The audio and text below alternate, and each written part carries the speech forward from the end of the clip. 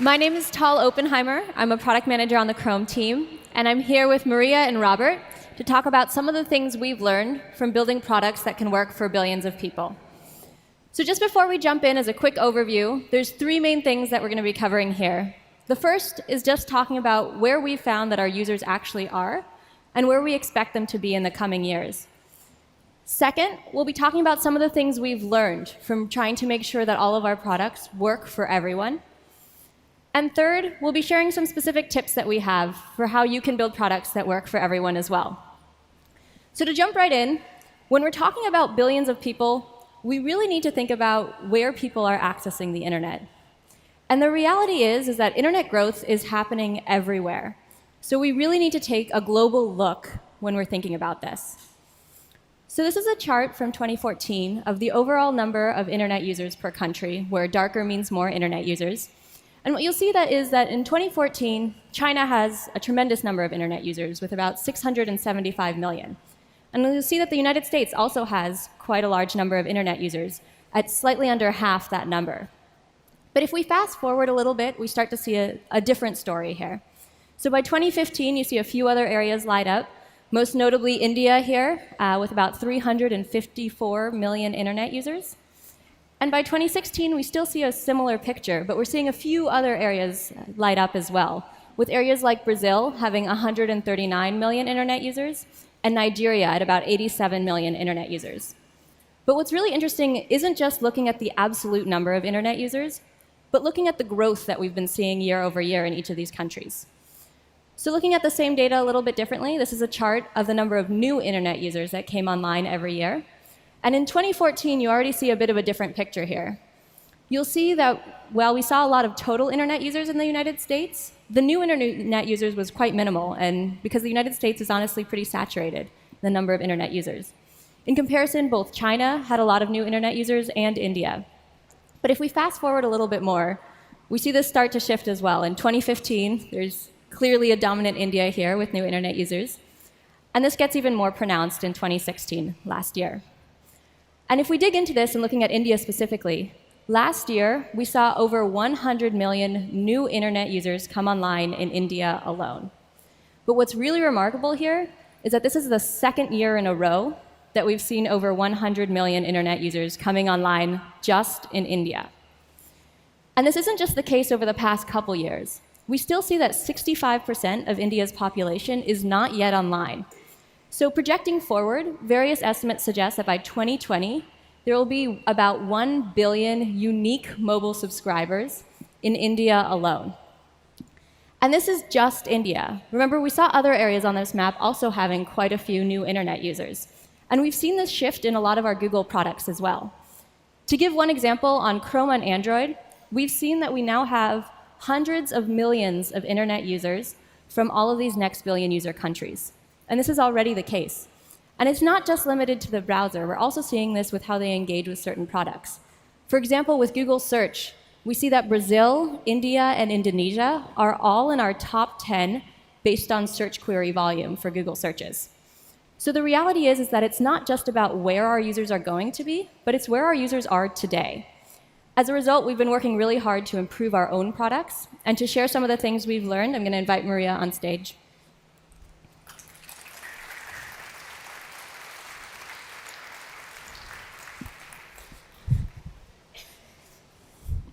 1 billion by 2020, right? It just blows my mind. All of these people are coming online. Rahul, day before, in his mobile keynote, mentioned that 7 people are coming online every minute in Brazil. So these people are going to be your future users. And a lot of them are already our users. And we've been doing a bunch of research and also iterating on products to make sure that we best suit their needs. And I want to share with you a little of the stuff that we've learned so that you can apply it when you are building new stuff on the web or elsewhere for your own products. Now, Brazil, India, and Indonesia might seem like they are very different. You know, different continents, different types of population, languages, culture, GDP. But actually what we found is that they share a few very common things. And I want to share 3 of those things with you first to put you in the right frame of mind when you're thinking about building a product on the web, what kind of things you should be considering. The first thing that is shared across all of these countries is that there is a really wide range of devices. Now, all of us have a phone in our pocket, and probably you bought your phone, what, maybe a year ago, 2 years ago? But in India and Indonesia and Brazil, people use a lot of secondhand phones. There is a super wide range of screens, storage, and memory. So what might work on your phone if you're building it and testing it on this kind of device might not work for these users. In fact, what we know is that about 33% of users in India run out of storage on their phone every day. Can you imagine this? You look at your phone in the evening, and you're like, oh, I can't take any more pictures. I have to delete something now. And that's what they do, actually. 83% of people delete stuff every week to make space for new pictures or videos or other things. So what does this mean for you? If you're building an app or you're building something else and it's large, for a small phone with limited storage, you're going to have a hard time competing with everything else, and you're always going to be in a precarious position if someone is wondering, okay, I want to have some more space for videos, what should I delete? Should it be this 2 megabyte app, or should it be this 45 megabyte app, right? The other thing that we found, which is shared, is the very poor quality of connection. So a lot of us here on Wi-Fi, we probably don't even notice. We're completely online all the time, 4G networks, really fast connection. But half of the users in India currently are still on 2G connections. And 2/3 of the users in Nigeria are on 2G connections. So a lot of them actually are not even connected most of the time. And if you're building a product which relies on the updates over the air, or you're relying that people have to be connected in order for your product to function, that is not going to work out for you. So we learned this the hard way. So you need to make sure that your products are either fully functioning offline, so offline is a state of its own, it's not an exception, or you need to make sure that at least they degrade gracefully, so people can still use them in some kind of decent way. Finally, data is really, really expensive. So a lot of people in those countries actually use prepaid data. So they will buy it in small packets of 10 megabytes or 100 megabytes, and they're extremely conscious with how they're using this data. So they keep track which app is using up how much, and they will turn different things on and off, and sometimes even go into airplane mode in order to preserve the data.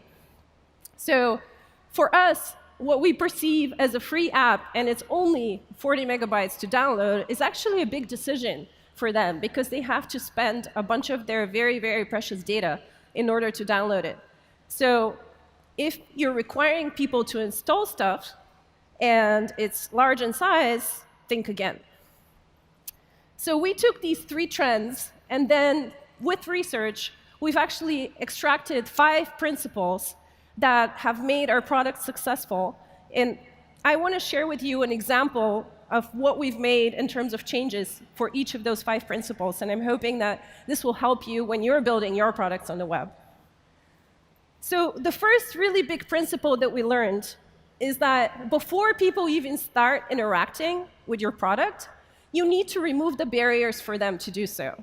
So remember the things that I mentioned before in terms of high cost of data, poor connectivity, and low quality, low range devices. Those are things that stand between you and these users even before they start using your product. So you need to think about, okay, can I make a solution that will not require an install? Can I have something which is very small, which works offline? And here's an example of how Twitter did this. I don't know how many of you went to the session that they did on Monday, but they very recently released a progressive web app, which is a light app, and it solves for all of these challenges to remove these barriers. So it doesn't require any installs. It's less than 1 megabyte in size, and it allows to read stuff offline, even if the user is disconnected, if that stuff has already been preloaded. And it also comes with a data saver feature, so that people can pick exactly which images and videos they need to download. So they don't need to see all of their stream, they can just download the things that they like. And they've just launched it for a few months now, but it's really enjoying a lot of success. So here's just some of the metrics that they shared with us. It gets over 1 million launches per day. And since they've launched it, they're seeing 20% decrease in bounce rate. So by removing these barriers, they have delighted their users, and they're doing pretty great. And they actually built it specifically for these emerging market users where the connectivity is flaky, and the data cost is high, and the devices are kind of poor.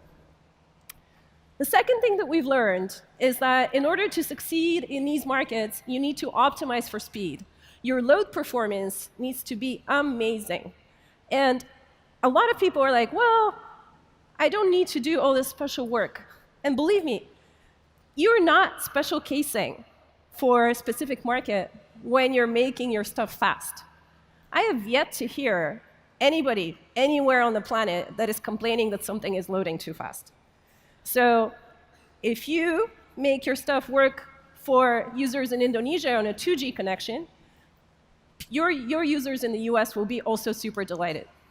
Now, we've been working to optimize our core products as well for speed. And one thing that we noticed is that for users in India on 2G connections, it actually could take sometimes up to 8.5 seconds for the search results page to load for them. So imagine that. You're searching and you're counting 1, 2, 3, 4, 5, and still no results, right? So we did some work to optimize our page. And we also didn't stop there. We actually looked at what can we do after the click. Because we noticed that in some cases, again, on 2G connections, it could take up to 25 seconds for a page to load in India. So what we launched is something called transcoding pages, and it leads to great results. So this is an example of one of the biggest newspapers in Indonesia, Kompas. And as a result of this transcoding and page optimization, we are now consuming 90% less data, and these pages load 5 times faster. And what do you think how do you think users reacted when they saw this? Well, actually, there's been 50% increase in traffic to these transcoded pages, because users just perceive that everything is loading much, much faster, and then they just browse more. So it's a win-win for both sides. The next big thing that we learned is that offline is a state in itself. We need to make sure that our stuff functions even when people are going in and out of connectivity. So not everybody has Wi-Fi. In fact, a lot of people especially go to stores or train stations in order to get access to Wi-Fi. They download a lot of stuff there, and then they spend most of their time offline the rest of the day. So one thing that we are experimenting with in order to make sure that people have a little bit smoother experiences when they're going online and offline throughout the day is in Chrome, if you're searching, so this is the example on your left. If you're searching and you're trying to fetch a page in Chrome, and we notice that you're offline, first we'll show you adorable dinosaur, and second, we show you this download button. So when we detect that if you click on this button, we detect that you're going back online later, we'll download this page for you then, and then you can see it. So we are aiming to experiment in order to smooth the experience for people. Similarly, in search, if someone does a query and we notice that they're offline, we'll offer them to do this search later and then send them a notification that they got their results. The next trend, and a really important one, is that in a lot of these countries, people use more than one language to accomplish their daily tasks. They might do their homework in English, they might talk to their grandma in one dialect, and they might use a completely different language in school. And so depending on that and what product you're building, you need to be ready to handle these challenges. For example, in search, what we've noticed is that sometimes people will search in English, but the words that they're typing are in Hindi. So we launched something where if you're searching in Hindi and in English, we'll show you the results side by side. And you can actually click on the top and then just switch. And people really like this. We saw that there is a 50% increase in Hindi searches on mobile after we launched this. Now, the last trend, and a very important one, is that a lot of these users are coming online in a completely different context. And so you shouldn't expect that the product that you have right now, with the UI and the flow and the graphics, will fit their needs, even though it has a very specific function. So a lot of them are coming online for the first time on a phone. They don't have any experience with desktop. A lot of them have never used email. And they have different cultural expectations or color preferences. So we did a lot of research for our products in order to make sure that what we're launching for them is actually suitable for their needs. And you need to keep this in mind as well. So here is an example. This is the Chrome default page. And if you look at the one on the left, it's the standard one, right? Google is pretty much known for its super minimal interface. We have the search box, and that's it. But what we found when we did research with users in India is that this empty page reminded them of like a big, vast, empty lobby where you have to walk all the way and then ask a receptionist something. So it felt very cold and not welcoming. And what they wanted to see were they wanted to be surrounded by their favorite things. And so on the right side, you'll see a version of the Chrome homepage that we're experimenting with, where the user can see their favorite sites that they're visiting the most often, and then also they can see articles that are related to the searches that they've been doing. So this feels a lot more welcoming. And we continue to experiment with that. So to sum up, 5 important things that you need to remember if you're building stuff for these markets, which we learned the hard way. And you today, by waking up early and coming to this session, have managed to learn the easy way. First, before you even start thinking about how people are interacting with your product, make sure to remove the barriers for them to adopt this product. Second, make sure to optimize performance as much as possible because these connections are super slow and data is very scarce. Third, yes, make sure that your product works offline almost as well as it works when it's online. Fourth, don't assume people speak only one language all the time, and make sure that whatever user flows you have in your product are addressing their multilingual needs. And finally, but not last, make sure to guide the users and that your experience in your product matches what they're expecting in terms of culture and habits. So you've seen the examples of how we've done this in our own products on the web. And hopefully, by now, you're inspired and you want to know how you can do this. Well, you're very lucky because we have Robert here, who's going to give you specific examples for each of these 5 things on how to build to succeed in next billion user markets.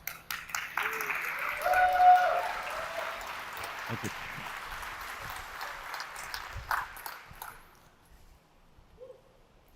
Thank you, Maria. So first and foremost, thank you for showing up. Like morning of day 3, I love you. I'm so happy you're here. So I'm Robert, and looking at how the world is evolving and looking at what we learn, I'm going to be here and talk about our best advice for catering to these challenges, like our best practices and how you also carry all of this into the things you're building. So the first and really most important thing, though, and Maria was talking about this as well, this is not only about advice for a certain market or a certain country or a certain person. Like all the advice we'll be giving you here will be applicable everywhere. It's going to help all your users wherever they are in the world. So let's start with removing barriers. For instance, as Tal was saying, in 2020, we expect about 1 billion unique mobile subscribers in India alone. That's a lot of people. So how do we cater to that, and how do we make sure to remove barriers for them? as you saw with Twitter Lite, when you're building something, you really make sure that you have no friction or as low friction as possible. So no install being necessary, saving as much data as possible, and working offline. These are all crucial features. But you also need to have the best possible reach with what you're building, and also that the content is actually being kept up to date for your users as well. And meeting these needs of no install or using as little data as possible are really big and hard challenges for native apps. So what's the solution?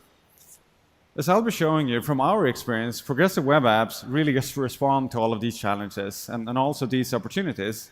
And I'm going to walk you through this with a few examples and also a number of different use cases as well. Historically, with native apps, once they've actually been installed, they had really great UX experiences. Home screen icons, offline support, push notifications, background syncing, access to sensors, and much more. And the idea with progressive web apps is bringing the best of native together with the best of web. Like, what are our learnings and how can we get it all in one good package? And I'm sure you already heard a lot about progressive web apps so far, before Google I/O and also here at Google I/O as well.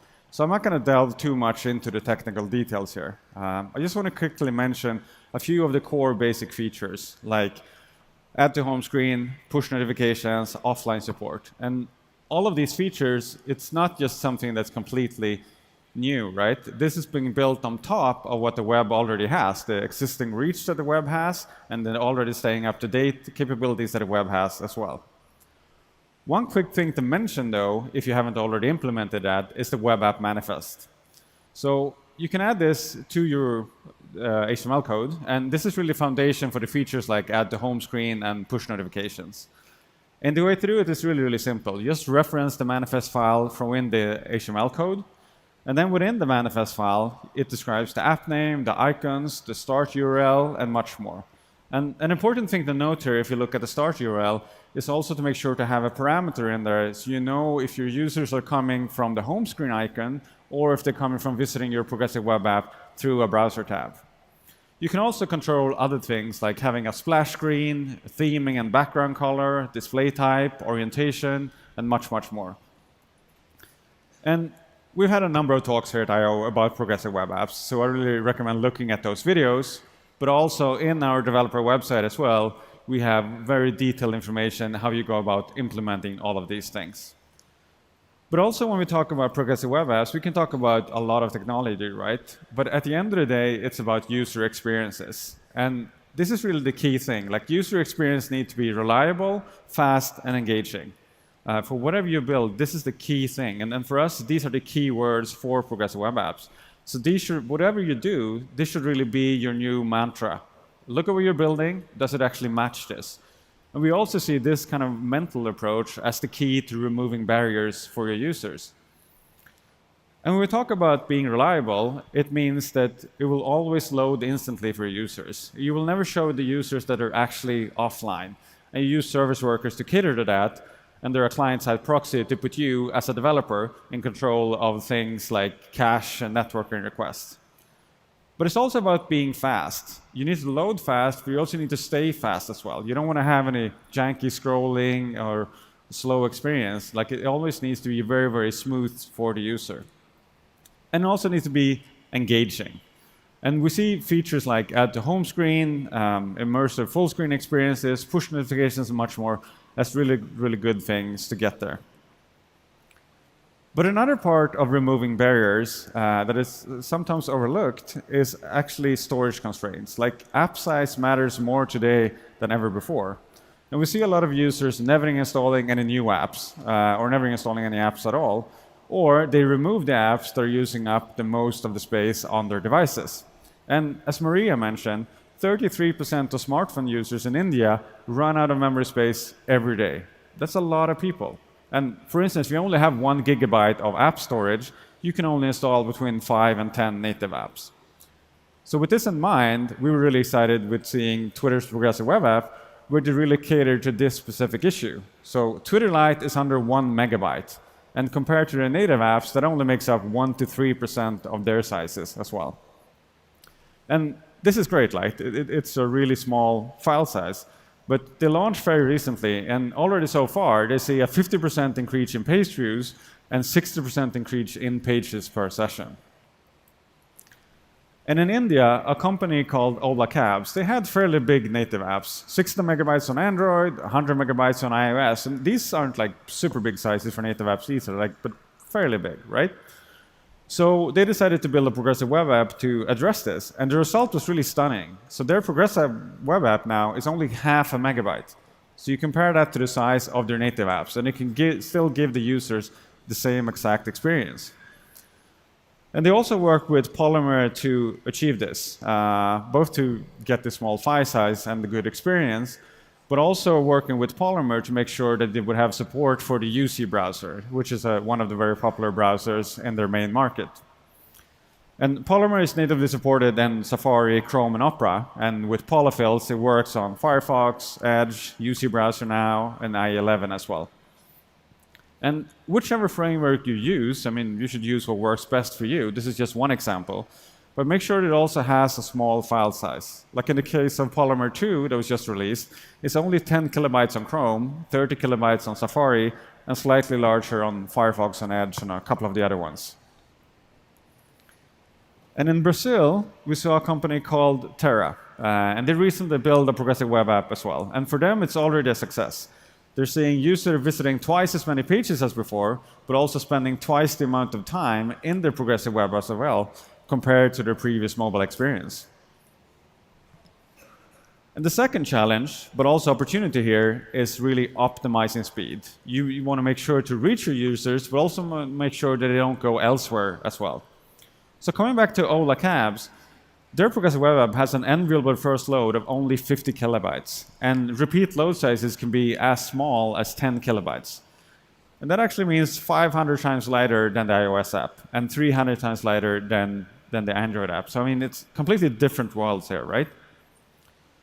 But also, this low data consumption makes sure that the first load is about 3 seconds, and then repeat load times could be down to about 1.8 seconds. Which is good on its own, like it's a fairly good loading time. But in this case, these loading times are on 2G or ultra-low 3G networks, which of course is the defining factor to actually reaching your users. And for them, catering to many millions of people in India, this is the key thing to actually being able to reach them to begin with. Another really interesting number that we see is that 53% of the users abandon sites that take longer than 3 seconds to load. And 53% of the users, that's over half in 3 seconds. That's not a long time. So you can work a lot with progressive web apps and achieve a lot of really good performance. But generally with progressive web apps, we've seen that for the second and subsequent loads, using progressive web apps and service workers, it's a really good experience. But what about the first load? What about if, no matter how hard you work on it, what if it's not fast enough for your users? One option we've been looking at here is called AMP, and Accelerated Mobile Pages. And one thing that I want to stress here is that it's an open source initiative, really trying to make the web better through fast and high performing pages across different devices and distribution platforms. And the idea with AMP is that you're guided to only do things that are fast. It's almost impossible to make slow AMP pages. So I'm going to talk briefly here about what AMP is, but also how it ties into progressive web apps. And AMP consists of a few different things. The first thing is AMP HTML. And it's basically regular HTML with some restrictions for reliable performance. I like these cute little bubbles. It's like a morning shot or something. But basically, it's HTML, but it's extended with some custom properties that you will need. And some HTML tags are being replaced by AMP-specific tags, or so-called AMP HTML components. The second part is the AMP JavaScript library. And the idea is really to ensure the fast rendering of the AMP HTML pages, to manage resource loading, and also give you support for a few of the different custom tags I mentioned. But it also makes everything that comes from external resources load asynchronous. So nothing in the page can block anything else from rendering. And finally, you have the Google AMP cache. And the idea with that, AMP cache, is that you can serve cached AMP pages. So it's a proxy-based content delivery network for delivering all valid AMP documents, and it caches them, and improves the page performance automatically. So these three together make up the foundation for AMP. And if you want to get started and create your first AMP page, it's really quite easy. It looks like any basic HTML page you've ever seen before, just a few regular tags. But as you can see at the top, you have the lightning icon indicating that this is an AMP page. You have some boilerplate CSS needed to make sure you have the consistent rendering and look across browsers and platforms. And then finally, you include the AMP JavaScript library. And then you're good to go. That's your first AMP page. It works. And then if you want to do things like including an image, you have the AMP image component. And if you look at it, it kind of looks like the image element in HTML that you're used to. It has the source attribute, the alternate text, dimensions, and all of that.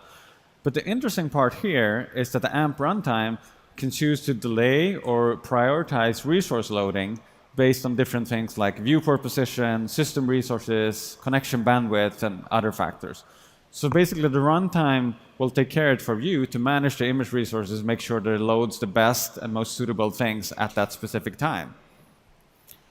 And one company called Zomato started working with AMP pages, and they had a 4-second page load before, and they're down to 1 second now. And again, on really slow networks as well. And I mentioned I was going to talk about AMP and progressive web apps and how they're connected to each other. And we see two different approaches here. One is using AMP as an One is using AMP as an entry point into your progressive web app, and the other one is using AMP as a data source for your progressive web app. So taking a look at the first one and using AMP as an entry point, AMP's selling point is really almost instant delivery of pages, whereas progressive web apps enable much more interactivity and engagement-enabling features. So a good approach here could be have an instant first load with AMP and then upgrade the user to a progressive web app. Basically, start fast, stay fast. And the way to do it within an AMP page is to use a component called AMP install service worker. It basically allows you in the AMP page to warm up a progressive web app in the background. So then for the next click from the user, you can instantly load a fully featured progressive web app. And looking at this component, you have the source attribute here, which is specifying the URL of the service worker you want to register. And then you have an optional attribute called data iframe source, which could be the URL of an HTML document to register a service worker. And then finally, you need the layout attribute, which must have the value no display. And looking at this combination between progressive web apps and AMP, WeGo started working with that. And for their AMP pages, they had a previous page load time of about 12 seconds, and it's down to 2.75 seconds now. And for the progressive web app shell, they had a loading time that was almost 9 seconds before, and they're down to 1.63 seconds now. And again, these tests are being done on a Nexus 5 on a slow 3G connection. So just looking at the improvement, and again, coming back to the user experience, it makes such a massive difference for them. But it's not only fast, right? This directly leads to actual results. So with the new implementation, they now see 74% of all visits actually turning into conversions. And all in all, the conversions have gone up now on the site 95%.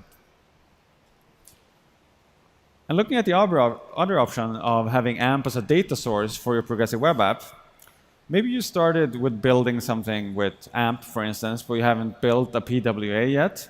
And the idea here is that you can still reuse your AMP content within the progressive web app. And a common scenario could be that you're building a progressive web app as a single page application that connects to a JSON API through Ajax. And I know, it kind of looks like I'm trying to set a world record in acronyms here. I'm sorry about that. It's a lot of fancy words. But the thing here is, like, with the JSON API here, then, it will return a number of data sets to drive the navigation and then the actual content of your site. So the way you can do it is that you start by including Shadow AMP in your progressive web app. You load the AMP library in the top-level page, but it won't actually control the top-level content. It will only amplify the portions of the page that you need it to. And then secondly, as you would normally do, you handle navigation in your progressive web app. But then the final twist here that you then use the Shadow AMP API to render AMP pages inline.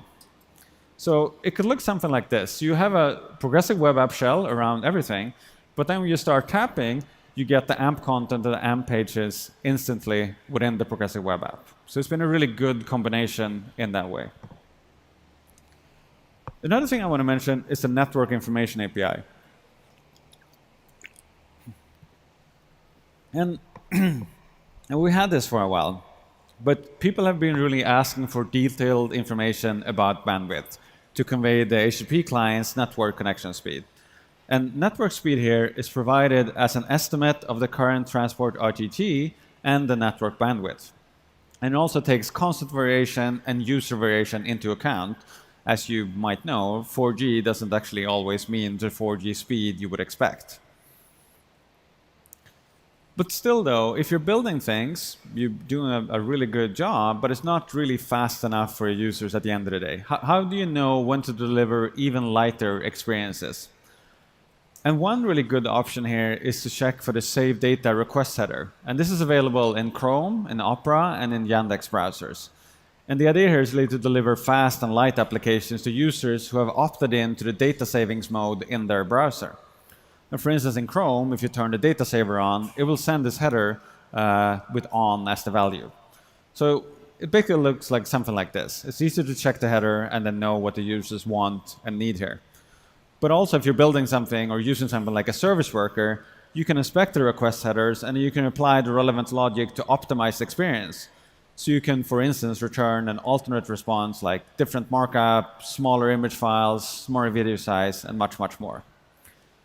And within the Chrome DevTools, if you start inspecting headers there, you would just find saved data really quickly, and you can adapt the code. The third part here is about addressing intermittent connectivity. And Maria showed us before in the What We Learned section that around 50% of the users in India are on 2G. So slow or intermittent network conditions are really big challenges for reaching users, but also giving them a good experience. And here we really see service workers as a key technology to address that. So what are they and how do they work? Basically, it's a programmable proxy sitting between a network and the browser. But it's more than that.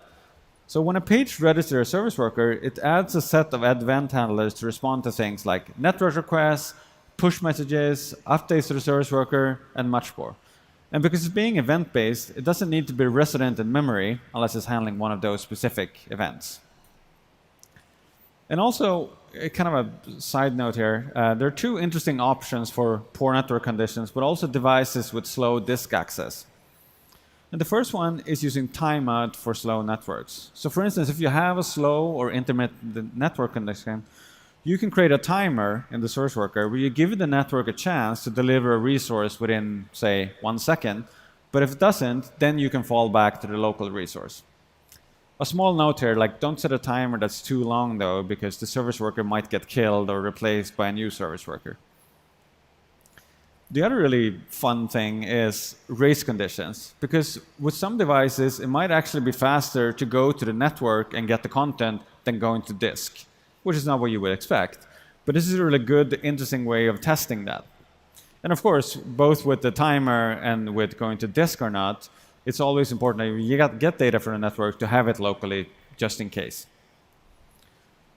And Maria also mentioned Nigeria and seeing 2/3 of the users being on 2G here. And one company there called Conga added service worker to streamline the site to help consumers really reach the parts of the site they wanted to browse. So they can go through categories, they can review previous searches, and they can actually even check out by then calling into order, all by being offline. And as you can see, the results was much, much faster than native, like 92% less data for the first load and 82% less data to reach the first transaction. But it wasn't just faster than native, it was much faster than the previous mobile website as well. So 60% less data for the first load and 84% less data to reach the first transaction. And the fourth part, and Maria was talking about, over 20% of users in countries where we see the next billion users are coming online are searching in 2 or more languages. So we have something called the Search Console, which is tools from Google to show how your site is doing in Google Search. But you also have something in there called Search Analytics, which looks like this, which shows you queries, positions and results, clicks, click-through rate, and much more. And you can filter information in many ways in here, like applying the country and the device filter, for instance, to see from which countries we're getting the most mobile users. And also, in this example, the majority of the users of the site are coming from China, Indonesia, and Malaysia. So it's really worth investigating whether the content is available in language they understand, and also if they can complete the key user journeys. And you can also track performance, specific pages, specific queries, and much more. And finally, about guiding new users. It's really about making sure to help users when they come to your website the first time. And we've seen really good numbers from add to home screen here, in this case with OLX. Like the users browsing around, they're looking, they see what it's like, and then you get to a certain point where you get the add to home screen prompt pop up. And they then choose to add it to the home screen, and then they get the icon of the home screen, and it's really easy for them to get back as well. And one really, really interesting number to share with you here now, that I actually don't think has been anywhere else here at I/O so far, is that we see users 5 to 6 times more likely to use add to home screen than installing the equivalent native app. That's a pretty big difference. And in India, we saw Flipkart with 63% of the users on 2G. And again, being fast was essential, right? And use a service worker and all that to achieve this.